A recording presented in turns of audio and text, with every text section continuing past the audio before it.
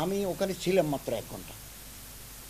তো অনেক সাংবাদিক ছিলেন, ওনারা নিউজও কভার করেছেন।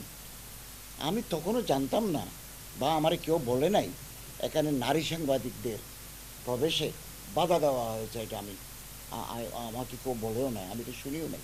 এভাবে সাংবাদিকরা ছিলেন। রাত 11:30টার দিকে আমাকে জানানো হলো যে এমি জান্নাত নামে এক মহিলা একটা পোস্ট দিয়েছেন, আমার এক লোক আমার কাছে পাঠিয়েছেন। তখন এগুলো করতে করতে রাত 12টা হয়ে গেল। আমি প্রয়োজনে এমি জান্নাতের সাথে কথা বলতাম, কিন্তু রাত গভীর হওয়ার কারণে তাকে আমি আর যোগাযোগ করতে পারি নাই।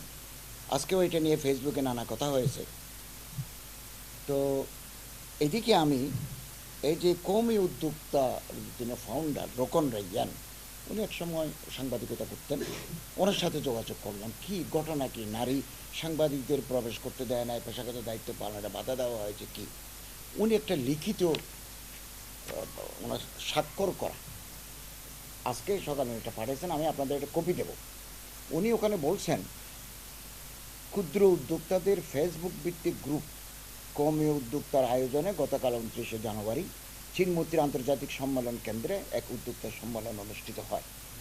এই সম্মেলনে ধর্ম উপদেষ্টাকে প্রধান অতিথি হিসেবে আমন্ত্রণ জানানো হয়।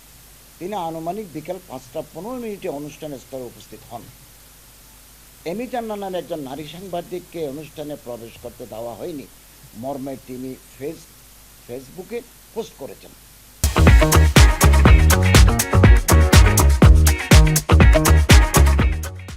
আমাদের জানা মতে অনুষ্ঠান আয়োজন সংশ্লিষ্ট কোনো ব্যক্তি থেকে এরূপ কোনো ঘটনা ঘটেনি। আমাদের অজ্ঞাতে এরূপ কোনো ঘটনা ঘটে থাকলে সেজন্য আমরা আন্তরিকভাবে দুঃখ প্রকাশ করছি। এ ধরনের কোনো ঘটনার দায় কোনোভাবে অনুষ্ঠানের প্রধান অতিথি ধর্ম উপদেষ্টার নয়। এরূপ কোনো ঘটনার জন্য ধর্ম উপদেষ্টার উপর দায় চাপানো অনাকাঙ্ক্ষিত, দুঃখজনক।